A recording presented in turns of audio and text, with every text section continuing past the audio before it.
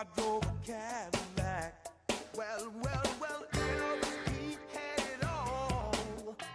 They say he was the king, but look how happy he was when he split. We all need them. We need some strategies for living. That's right. And so are you ready? You ready for your daily dose of radio rehab? They're ready. Yeah, I hope They're so. ready. Hey, folks, welcome into 101.7 FM, 710 Keel. Welcome into another edition of Strategies for Living. I'm Dr. David McMillian. He's Jimmie Bryant, Ph.D. That means he produces, he hosts, and he directs. Ever the optimist. And you know, Jimmie, we've got the greatest listeners in the whole wide world. We sure do. One of those listeners, Joseph Sturks from Shreveport, called me several weeks ago, and he said, David, do you know of a Louisiana author by the name of James Lambert? And I said, no, but I want to hear about it.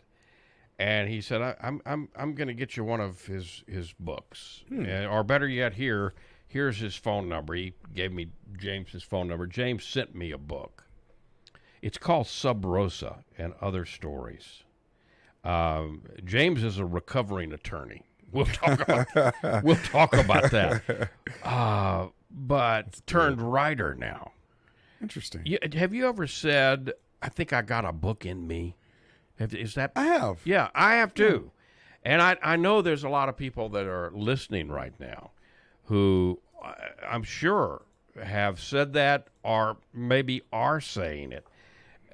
We're going to talk about James Lambert's wonderful book today, Sub Rosa and Other Stories. It's out from Balboa Press, which is a division of Hay House. We're going to talk about that, and we're going to talk about more. We're going to talk about how to get that book out of you and me. I like the sound of that. Yeah, we're going to talk about, James will tell us what he went through, and he is one heck of a writer. He truly is. Once I got a copy of Sub Rosa and Other Stories in my hands, I couldn't put this gun thing down. I really couldn't. High praise. Yeah. So we're going to meet James Lambert in just a second. Folks, thank you for tuning into Strategies for Living. And we appreciate our sponsors making this possible. Who are they? The Robinson Film Center, Azalea Cleaners, Pintail Roofing, Learning Rx, Hempress, Cannabis with Love, 3766 Uri Drive in Shreveport, and the Shreveport Little Theater. Our life strategist today is Louisiana author James Lambert, Sub Rosa, and Other Stories. We'll be back to meet him right here on Strategies. Stay with us.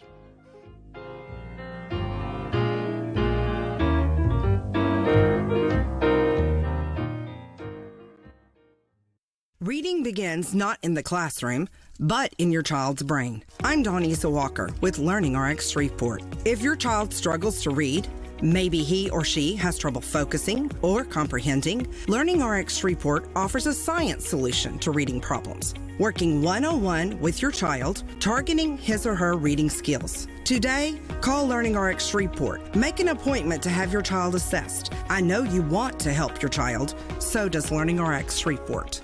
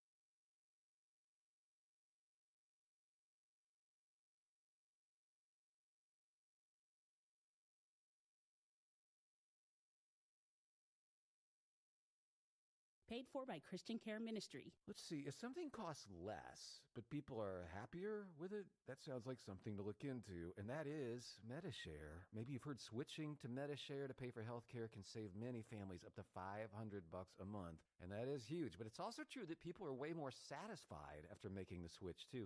The member satisfaction rate for MediShare is double that of the typical health insurance plan.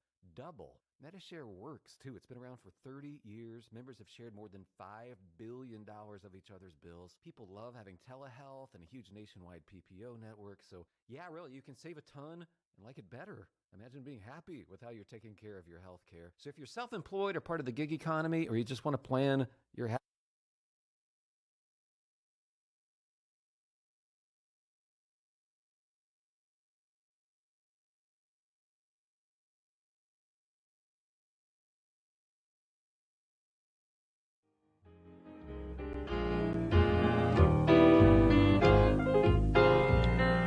And welcome into 1017 FM, 710 Keel. Welcome into Strategies for Living. Jimmie, Bryant, David, McMillian. Let me introduce our life strategist. He is James Lambert. Jim is a lifelong resident of Louisiana. Today he also lives in Colorado. I'm jealous. Yeah, me too.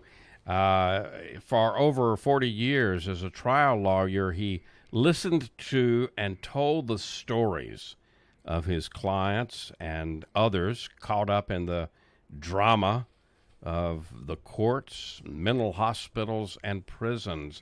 In fact, he has been working with Kairos Prison Ministry. He serves as a spiritual mentor to inmates at Angola Prison, including those on death row. And after studying short story writing under the acclaimed Southern writer Ernest Gaines, he's got his first stories of pain and loss and growth and redemption out. Sub Rosa and other stories. James Lambert, welcome. Welcome. David, I could just sit here for another 45 minutes and listen to your accolades. But, well, I want to jump. I want to give you one more because I want to read Kirkus Review, Jim. I love what they say. Lambert's debut collection of short stories, set largely in Louisiana, focuses on characters searching for something more in their lives. In these tales, Lambert also deftly paints portrayals of people who long to find some kind of meaning in details of everyday life. Throughout these stories, Lambert successfully highlights the uncertainty people feel even as they hold out hope, and this results in a robust collection, a moving, skillfully written set of tales. Kirkus Review says that about your first book. Good job, Jim.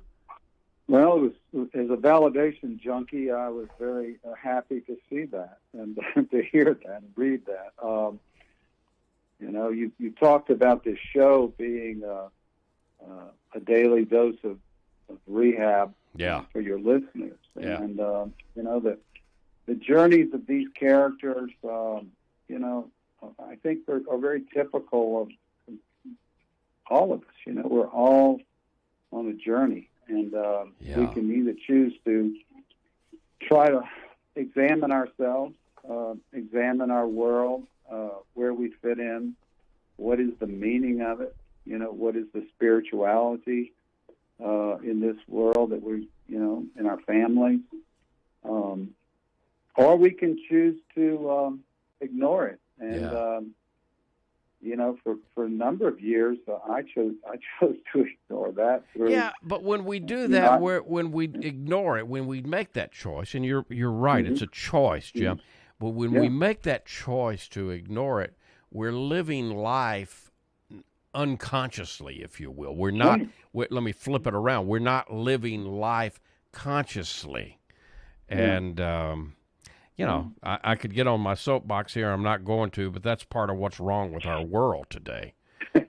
Most certainly is. We've got a gigantic wellspring of denial flowing, throughout our culture and our world, and that keeps a lot of people unconscious. And for many years, I chose to use things like alcohol and money and success and so forth as kind of an anesthesia. Yeah. And when I was about 35, I had to change my ways because it wasn't working, and really wasn't working.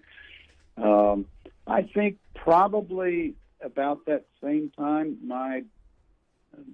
something deep in me wanted to be creative, and that might have been the start. Yeah.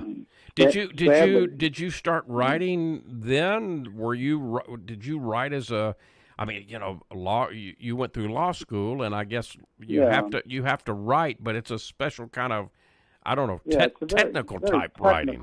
Yeah. Yeah, it's a technical writing. Do they teach you guys? Do they teach you guys writing skills in law school, or? Not really. I was lucky enough to be on the Louisiana Law Review at LSU Law School, which probably, you make certain grade levels and so forth, you're invited to write articles for this academic publication, and you go through an extensive editorial process to get those published. And right. But it is a very technical writing, and law. The great thing that law did was introduce me to the world of stories. And I was a litigator, which means that mainly I represented people that got hurt in accidents and right. small businesses that had been, in disputes with other people and businesses and so forth. But right. I met, this plethora of judges and jurors and court reporters and lawyers and witnesses. It was wonderful. And, I don't think I could have ever been a lawyer that just sat in my office and, and did transactions, although that's very needed. But I needed to get out. And, it's somewhere in there, this desire to write manifested back in the 80s, I suppose. And I started taking a couple of courses at University of Louisiana Lafayette. And you lived and practiced in Lafayette for many years, right? Yeah. I was raised in Alexandria, which is, definitely a source of inspiration, for a lot of these stories. Yeah. But I practiced law and raised my family in Lafayette beginning in 1978. And we still live there, kind of dividing our time between there and Denver, where our 2 children and grandchildren are. But law, did provide these stories, but law is such a time-consuming and mentally exhausting thing, particularly litigation, that I didn't really have the headspace to write. And, when I retired around 2016, 17, I started really getting smaller and phasing out my practice. I said to myself, okay, you've been thinking about writing. You've got a few stories written, off and on. Are you going to get serious about this, or are you going to just stop thinking about it? And I decided I was wanting to get serious. And I'm so glad you did. Well, and luckily, my wife is a really dear friend. She's a freelance online editor. She edits science books and things like that. But she gave me this website, which I'll read out to your readers who might want to take those steps. It's called the Editorial Freelancers Association. Oh. And this is a website that you can access for free, and it has every type of conceivable area of both literature and technical writing and so forth. For example, I wanted to, write short stories, and I was really interested in someone that had a Southern influence, and it was wonderful. You just type this in, you search it, boom, there's about 15, editors that particularly, and they have the rates, they have their arrangements and so forth, that they'll work with you. Fantastic. And I found a wonderful lady in Athens, Georgia, named Val Matthews. And we worked for about, 2.5 or 3 years refining these stories. And that's honestly, as much as I love Ernie Gaines and the other teachers I had, I learned so much more from the editorial process working with her. And it was a pleasure. Yeah, yeah. Well, I'm glad you did. Let me get a quick break here. The book is Sub Rosa and Other Stories. James Lambert is the author. You can find him at jameslambertauthor.com.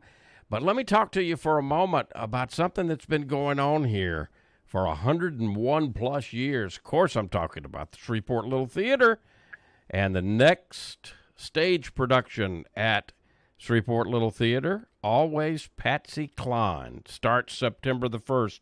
So you need to go ahead and get your tickets at ShreveportLittleTheater.com. While you're there, check out the fantastic 102nd season, the 23-24 season.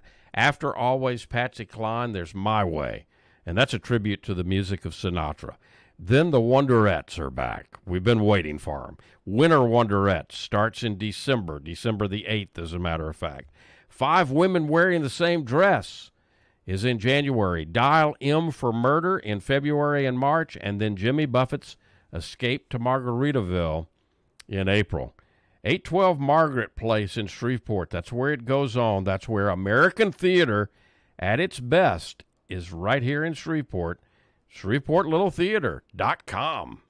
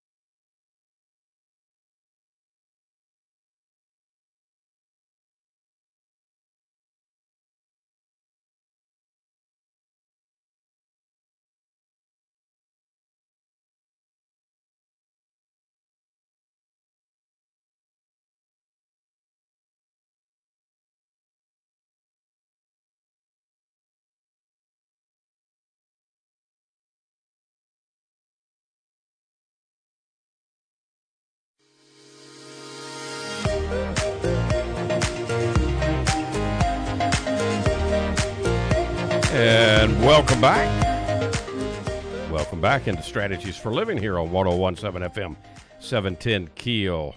Jimmie Bryant, David McMillian with James Lambert, the author of Sub Rosa and Other Stories. Secrets Confessed in a Rose Garden. A kiss shared between a young boy and girl of different races.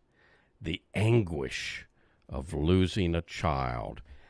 This story collection explores pain and loss in the South. Quirky, often marginalized characters contend with forces beyond their control or understanding. Racial terror, childhood traumas, family betrayals. Whoa. Okay, so you sent me the book. You and I talked, and you said, okay, well, you're from a recovering lawyer to a recovering therapist. Mm-hmm. You said, look, you might want to read this one and this one and this one, and the title story is Sub Rosa. It's at the end of the book, and I picked it first. Right. Oh my So, Lord, Jim. Yeah. Let me explain. First, I think what is Sub Rosa, and in the Roman and Greek days, when they built a house, they would often pick a room and they would paint roses on the ceiling. Yeah. And if someone wanted to tell a friend or another family member or a loved one, they would bring them in this particular room, and what they said there was to remain confidential between these two friends. Yeah. And under the rose, Sub Rosa. Under the roses, yeah. Is now developed into more of a figure of speech, meaning that maybe there's a story underneath the story, you know. Mm-hmm. And this particular story, I have attended a retreat at a wonderful retreat center outside Lafayette, run by the Catholic, the Jesuits, brothers. yeah. And it's Grand Coteau. Yeah. In fact, it's a very old boarding school. It goes back to the 80s. It's a wonderful Jesuit center. Yeah. I went to Jesuit, and it's now Loyola High School here in Shreveport, but when I attended, it was Jesuit High School. And so some of the people that taught me, some of the priests that taught me are actually buried down at Grand Coteau. Yes. Yeah. I go to that priest graveyard often to meditate. And there's a little grotto near there, David, and it has rose vines on it. And I just thought of the idea of, during a silent retreat, what if two people met and they just kind of wanted to get something off their chest? So each of them exchanges a little story that they had never shared with anyone else. And right. And interesting, I want to tell you a little something else about Sub Rosa. My dear friend and a Bolton High School classmate, just as is Joe Sturks, Jimmie Roberts, who was I think the police chief there in Shreveport for a few years back. Yeah, Chief Roberts, He loved reading this book, and he saw something as a reader that I didn't even see as the author. writer. Oh, what was it? And he said, well, Jim, I got to this last story, and I said, oh, I see what Lambert's doing, this Sub Rosa business. All these stories are kind of these secretive or, intimate stories that might not be shared, but for the fact they're being written down in this book. And, it's interesting. That was not my intention. No, but that was probably what Chief Roberts was, what he uncovered was your unconscious, the unconscious stuff coming out.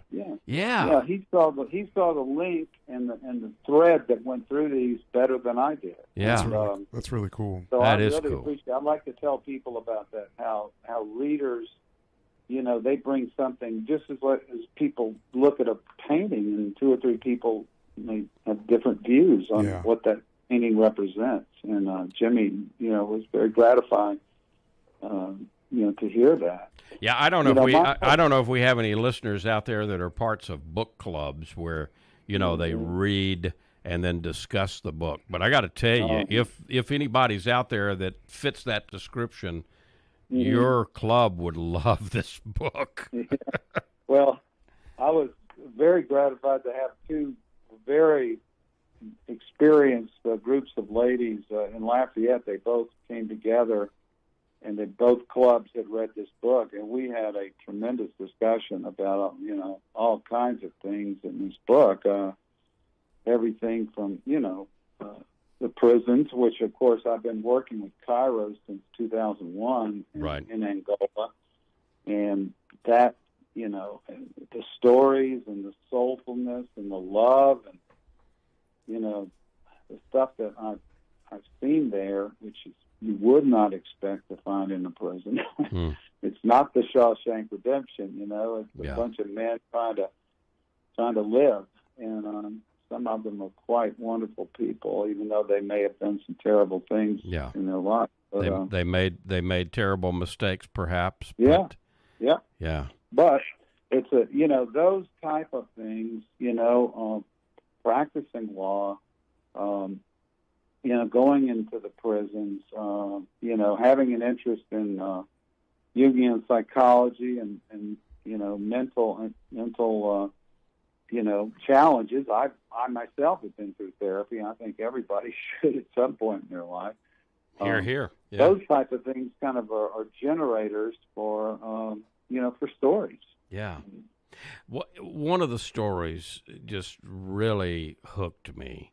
And so the character is a childhood friend of Lee Harvey Oswald. Yeah. Jeez. Yeah.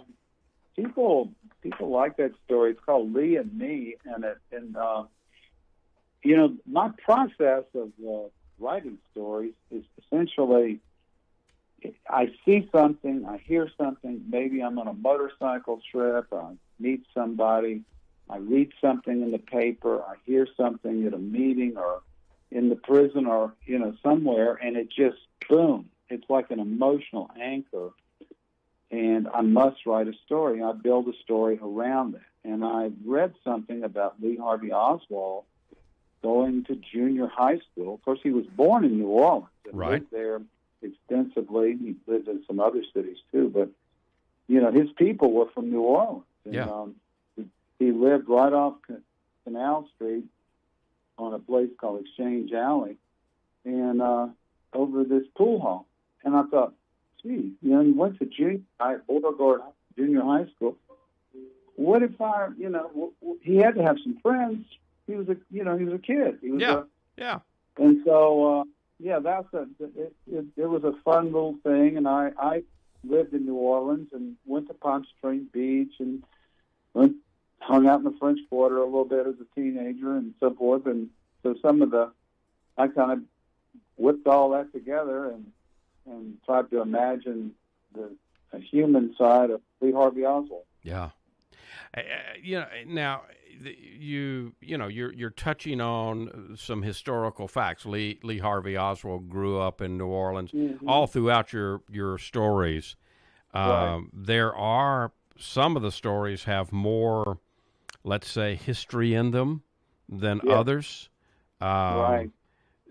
So, but I want to be clear. You've Sub Rosa and other stories. It's a book of fiction, right? It's absolutely a book of fiction, and you know, there's some things that actually happened to me in my life, but I mean, it's only a small part of one or two stories, you know. And you know, one of the themes, I guess, of two of the more what I consider more powerful stories are two things that occurred near Alexandria, in you know, one in 1873 in Colfax, which is a murder of 150 black troops by some white militias, and you know, another was an amazing story that occurred on January 10, 1942, 7 weeks after Pearl Harbor.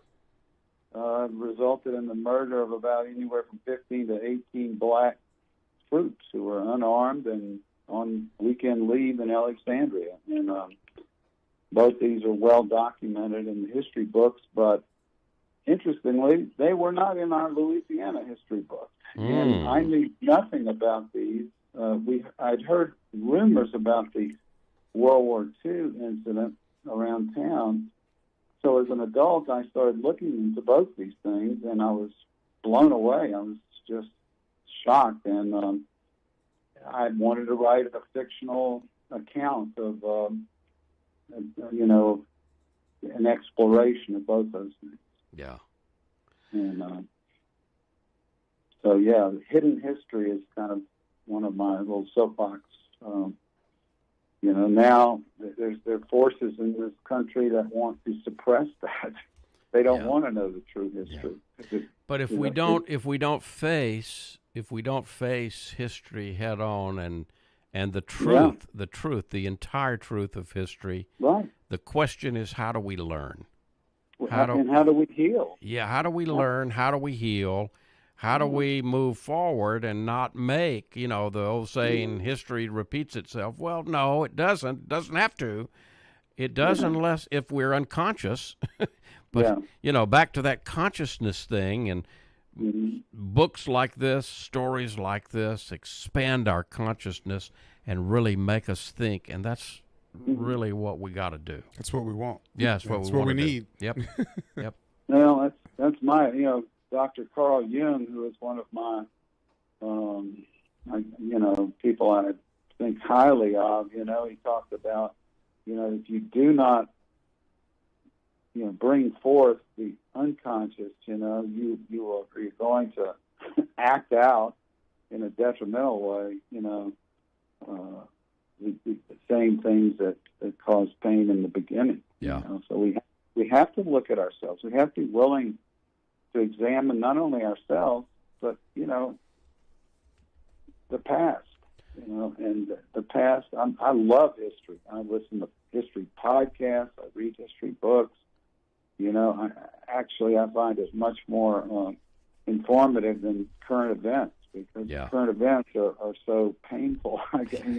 Once the current events have had a few decades to cool off, I find it very stimulating to read that. Yeah. The book is Sub Rosa and Other Stories. James Lambert is the author. You can find it at your favorite bookseller. It's out from Balboa Press, and we continue our conversation with James Lambert. But before we go further, let's talk for a moment about the Robinson Film Center, 617 Texas Street, downtown Shreveport. How many times do I say it, Jimmy? There's no place like it. There's no place like the Robinson. Well, it's because there isn't. No, there isn't. Abby special. Singer's Bistro, full-service bistro and bar on the second floor, open for lunch and dinner Tuesday through Saturday. You can find out what's playing, and, there's always something that is provocative and stretches you and makes you think at Robinson Film Center. You can go to robinsonfilmcenter.org. You want to join the crowd. You want to join the fun. And the way you do that is to become a member. And because if you become a member, all of us can go to Robinson Film Center. But if you're a member, you get discounts on movies, you get concession upgrades, you get bistro deals. RFC, it's a special place. 617 Texas Street, downtown Shreveport, robinsonfilmcenter.org.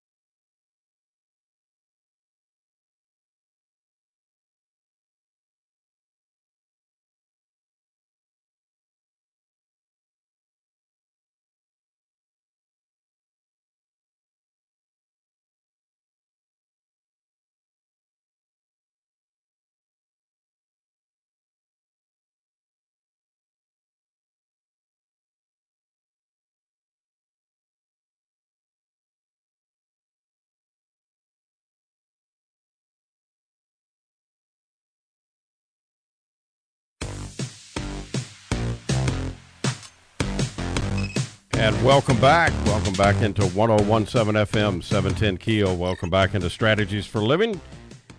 And James Lambert is our life strategist today. Jimmie Bryant, David McMillian. James' first book, it is you knocked it out of the park. Sub Rosa and Other Stories, out from Balboa Press. You can find it wherever you buy books. I'm gonna have to get a hold of Chief Roberts, and he and I are gonna have to descend upon Barnes and Noble here in Shreveport and talk them into bringing you up here for a book signing.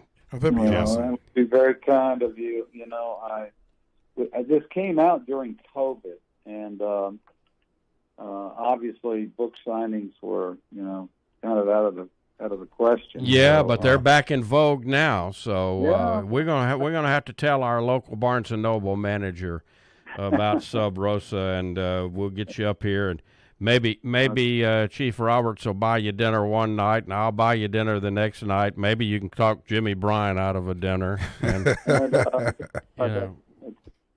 very tempting. I'll be back in Louisiana in September for LSU football, and there you go. We love Louisiana. See what we can do to make that happen. Let me ask you about publishing, because you self-published. Well, you wrote, you started writing. You started getting these together, and it came time. You knew you had a book. Of course, the routes these days are the traditional publishing companies. That's a pretty narrow road nowadays. And then you have the self-publishing. Of course, any of us can get on Amazon, and we can go to Amazon KDP. We can publish whatever, and a lot of people do. And then there's the kind of the middle ground. So Balboa Press is that middle ground. They're a division of and I love Hay House as a publisher. Mm-hmm. Through the 30-plus years on strategies, I've had lots and lots of Hay House authors on. Yeah. And I love what they're doing with Balboa, because they're kind of doing a split, if you will. And it's not exactly self-publishing, but it's not exactly you're not on your own either. No. First of all, let me just say a little something about short stories, as a literary genre. Yeah, I'm glad you're doing this. Yeah. Yeah, there was a time the short stories were really, really popular. And, you had the Saturday Evening Post, you had the Atlantic, the New Yorker. I mean, all types of magazines that are not around anymore, sadly. And you had great authors, Somerset Maugham, Ernest Hemingway, William Faulkner. Kurt Vonnegut actually made a living on short stories until, for about 15 years, and then he finally got a breakthrough novel. Yeah. But today, the novel is really the dominant literary genre. And so, publishers are really, to get a short story collection published, it's not. It's an uphill battle. Yeah. It is an uphill battle, and particularly with a debut. So a friend mentioned Balboa Press. He had helped one of his friends publish a book, I believe, on physical therapy. He was a really great therapist and had a wonderful book that he published. So, my friend told me about Balboa, and so I started examining it, and the minute I called, it was just wonderful.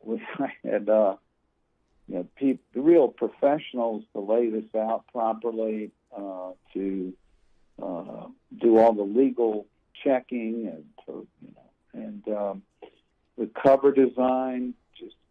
It was just wonderful and easy, and very, very economical, frankly. Yeah. And it was a pleasure working with these guys, and then of course they placed this on all the major platforms like Amazon iBooks and Books A Million and all this. And, right.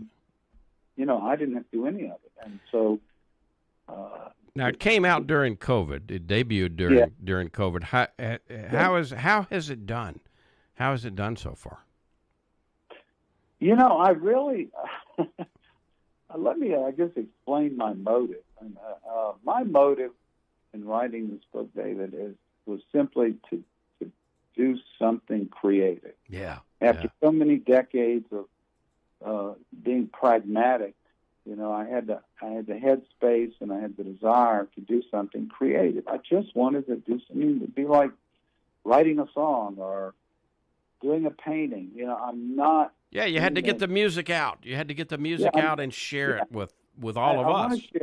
I want to share it, but I'm also realistic. I'm not expecting this to be a bestseller. And I frankly don't even count how many books. They send me small checks from time to time. It's not, believe me, it's not anything I can substitute for my retirement.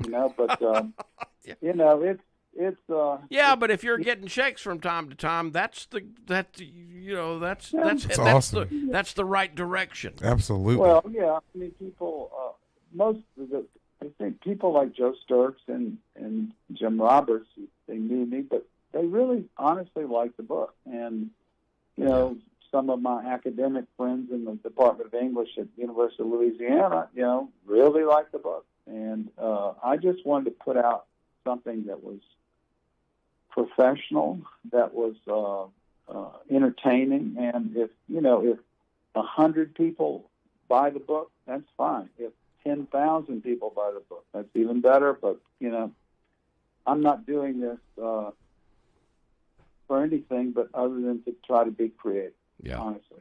Well, I tell you what, if 10,000 people buy the book, I tell you what's going to happen. You're going to hear. That's right.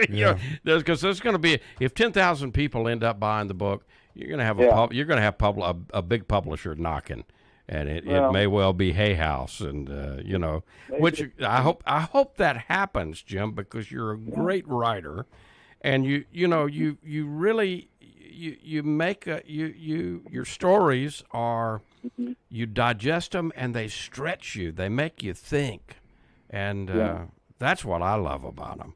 I'm going to ask you an unfair question.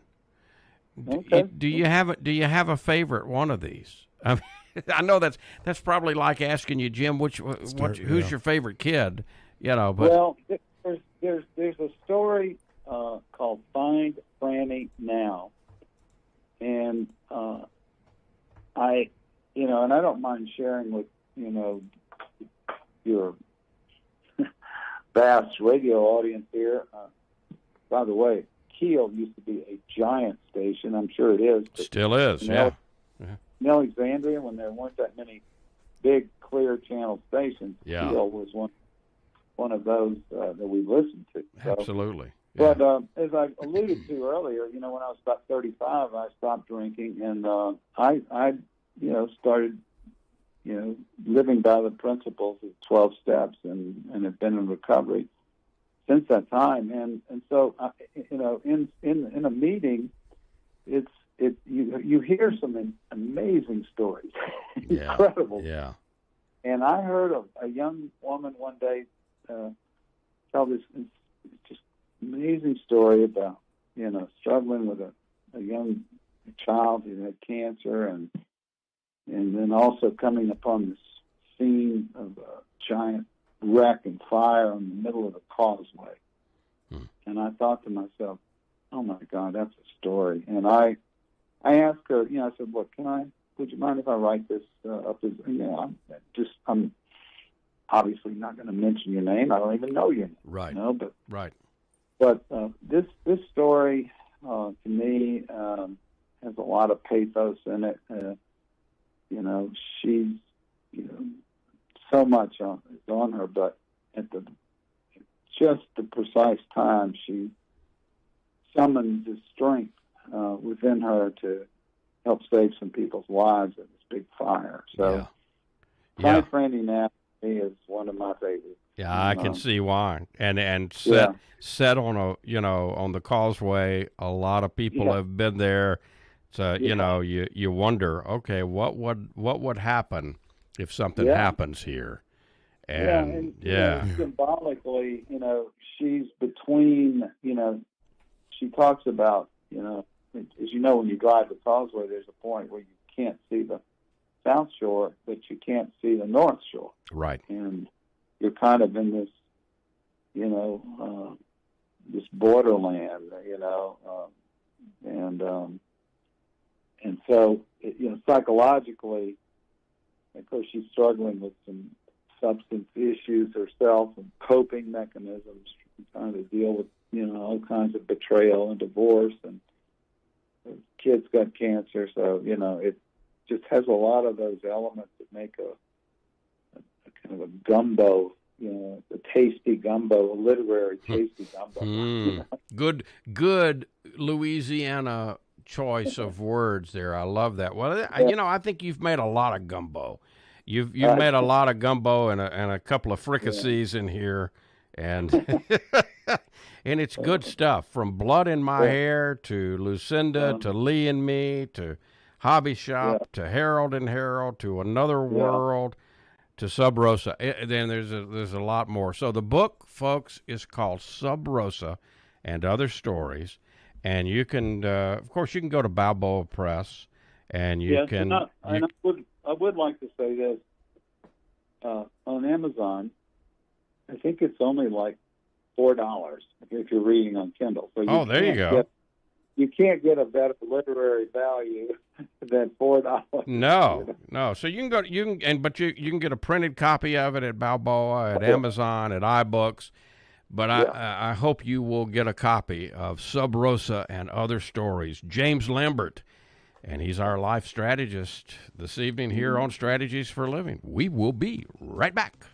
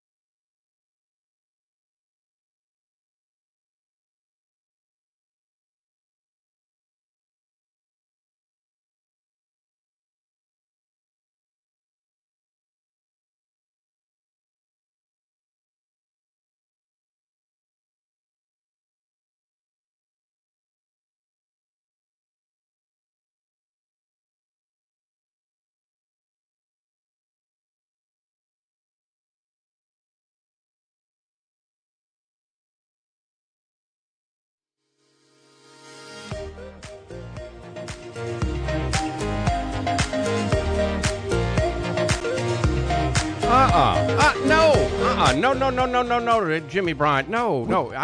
You asked to see the book. Now, I saw that move. You slipped it down. Give it back. He's got sharp eyes. He saw me coming. Oh, geez. I'll get it. Oh, geez. I don't know what I'm going to do with you. Welcome back, folks, to 101.7 FM. It's been forever since you've given 710 me a book. I know. Maybe we can talk Jim into signing one and Keeps all the spoils for himself. Yeah. Jimmy, just send me your address by email. I'll be happy to mail you. There you go. See, you Deal. You had you did this. You planned this, didn't you? I should tell you thank you. Welcome back, folks. Welcome back into Strategies for Living here on 101.7 FM 710 Keel. James Lambert is a Louisiana guy done good. And the book is called Sub Rosa and Other Stories. And are there going to be more? I hope you're going to tell me there's going to be more books, Jim. Well, I've written about 5 new stories over the last several months or year or so, David. I'd like to really call myself a storyteller as opposed to a writer. Yeah, I like that. You know, a writer is someone like Stephen King who gets up every day and, he's going to write 10 novels, 20 novels in his life. Or, there are people that just need to get up and do it every day. Yeah. I do it when I catch one of those emotional anchors. When I see something, oh man, I'll spend 2 weeks and knock it out. But I if I can get 70,000 words together, maybe 18 stories, perhaps I'll do it. I don't know. But, well, in the meantime, folks, you can read many, many stories from James Lambert, and the way you do that is go get Sub Rosa and Other Stories, and it's out from Balboa Press, and you can get it from Amazon, you can get it from Balboa Press, you can get it from iBooks, but I hope you will get it, particularly if you are from Louisiana, because this is good stuff. Jim Lambert, thank you so much for the book. Yeah. Thank you. Thank you for being a great life strategist here on Strategies for Living. And David, I want to leave your audience with 2 little quotes that I put in the front of this book that kind of sum up some real important things for me. Okay. The first one is from the great short story writer, a Louisiana short story writer named Andre Dubus. We don't have to live great lives. We just have to understand and survive the ones we've got. I love it. And then Franz Kafka. Yeah, Franz Kafka, the great Czechoslovakian author. Everything you love will be lost, but in the end, love will return in another way. I love it. Folks, thank you for tuning in to Strategies for Living. We appreciate our sponsors, the Robinson Film Center, Azalea Cleaners, Pintail Roofing, Learning Rx, Hempress, Cannabis with Love, 3766 Uri Drive in Shreveport, and the Shreveport Little Theater. If today were the last day of your life, you only had one more phone call that you could make, who would you call? What would you say? And why are you waiting? Make the call. For Jimmie Bryant and for James Lambert, I'm David McMillian. See you next time here on Strategies for Living.